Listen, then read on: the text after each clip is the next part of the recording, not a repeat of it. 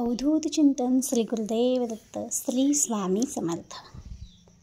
तर आज आपण बघणार आहोत देवांना आंघोळ घातलेल्या पाण्याचे काय करावे। बऱ्याच वेळा बऱ्याच स्त्रिया किंवा बऱ्याच घरातील बरेच पुरुष देवपूजा करतात।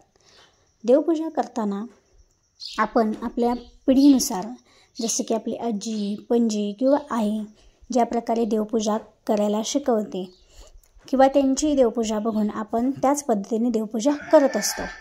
पण अजूनही बऱ्याच घरांमध्ये किंवा बऱ्याच जणांकडून ही चूक अवश्य होते। यामुळे ना आपल्या घरामध्ये सतत तंटा वाद विवाद होतात आणि हे होऊन सुद्धा आपण जे देवपूजा रोजची करतो त्याचे फळ आपल्याला मिळत नाही। तर त्याची कारणे बरीच आहेत, पण आज आपण एक कारण त्यापैकी बघणार आहोत। देवांना आंघोळ घातलेल्या पाण्याचे नक्की काय करावे ज्यामुळे आपल्याला देवपूजेचे फळ मिळेल। तर चॅनलवर नवीन आला असाल तर चॅनलला सबस्क्राईब करा, व्हिडिओला एक लाईक अवश्य करा।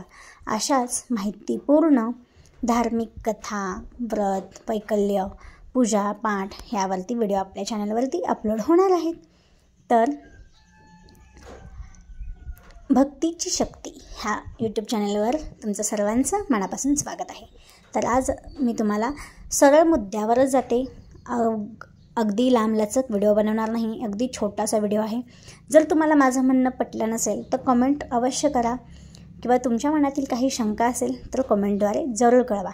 मी माझ्या अगोदरच्या चॅनलवरती बऱ्याच जणांच्या प्रत्येक प्रश्नाचं निरसन केलेलं आहे, पण त्या चॅनलवरती माझा थोडासा प्रॉब्लेम झाल्यामुळे तो चॅनल मी बंद ठेवला आहे। तर ह्या चॅनलवरती मी आजपासून हे व्हिडिओ शेअर करणार आहे। तर सगळ्यात महत्त्वाचं म्हणजे देवांना आंघोळ घातलेल्या पाण्याचे काय करावे आणि देवाला आंघोळ घालताना कशी घालावी। तर देवाला आंघोळ घालताना प्रत्येकी एक एक देव घेऊनच आंघोळ घालावी। सगळेच सोबत देव घेऊन एका भांड्यात घेऊ नयेत। यामुळे प्रत्येक देवाचा एकमेकाला स्पर्श होतो, तर तो स्पर्श होऊ नये त्यामुळे एक एकच देव घ्यावं आणि त्याला पळी आणि ताम्हण ह्याने पळीने आपल्याला स्नान घालायचं आहे। अगदी आधी दह्या दुधाने आणि नंतरनं पाण्याने। तर अशा प्रकारे आपल्याला ही पूजा देव स्वच्छ आंघोळ घालून घ्यायची आहे आणि मग त्यांची व्यवस्थित षोडशोपचारे पूजा करून घ्यायची आहे। तर देवाच्या आंघोळीचे पाणी जे आहे ते आपल्याला तुळशीला व्हायचे नाही। ते पाणी आपण आपल्या घराजवळ एखादं झाड वगैरे असेल त्या झाडामध्ये व्हायचं आहे। इतर ठिकाणी पायदळी कोणाच्या येऊ नये किंवा गटर किंवा नाल्यामध्ये अजिबात सोडू नये, ह्याचे पाप आपल्याला लागू शकतं। तर जाता जाता कमेंट बॉक्समध्ये श्री स्वामी समर्थ जय जय स्वामी समर्थ किंवा हरे कृष्ण कृष्ण कृष्ण हरे हरे लिहायला अजिबात विसरू नका। धन्यवाद। पुन्हा भेटू छान माहितीपूर्ण व्हिडिओ घेऊन।